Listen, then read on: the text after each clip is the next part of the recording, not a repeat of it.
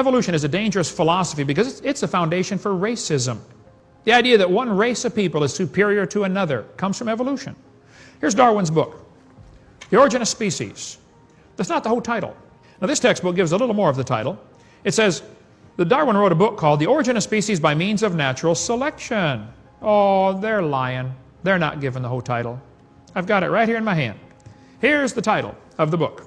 The Origin of Species by Means of Natural Selection, or the Preservation of Favored Races in the Struggle for Life. Favored races? Now, Charlie, that's not politically correct. Oh, it was in 1859 when he wrote the book. We had slavery in America. Darwin thought natives were just advanced animals. Darwin said at some future period, not very distant as measured by centuries, the civilized races of man will almost certainly exterminate and replace the savage races. Darwin said from the war of nature and famine and death, the most exalted object we're capable of conceiving, the production of higher animals, follows. Higher animals. Well, see, that was popular to say in 1859. We had slavery in this country. You could buy and sell Negroes like cows. How many saw the movie Quigley Down Under, where he was brought in to kill the Aborigines? Because he was a marksman. Every single Tasmanian Aborigine was killed. Why?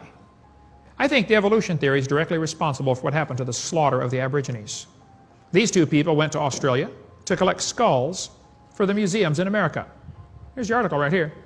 A New South Wales missionary was a horrified witness to the slaughter by mounted police of a group of dozens of Aboriginal men, women, and children. 45 heads were boiled down and the best 10 skulls packed off for overseas. They shot them just to get the bones. Smithsonian has 33,000 sets of human remains in their basement. They call it the Army of the Potomac. These are used as evidence for evolution.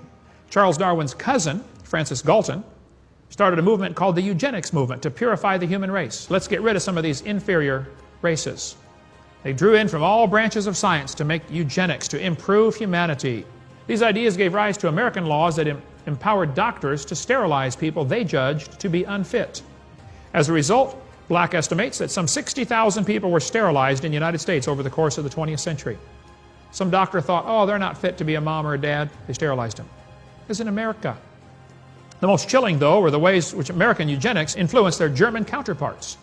Hitler said, I have studied with great interest the laws of several American states concerning the prevention and reproduction by people whose progeny would, in all probability, be of no value or be injurious to the racial stock. 1904, St. Louis had the World's Fair. They brought in 2,000 what they said were primitive people and had a big display about the primitive people to demonstrate the superiority of the white man. That's 100 years ago, folks. Evolution is a bad tree, has a bad root, brings forth evil fruit.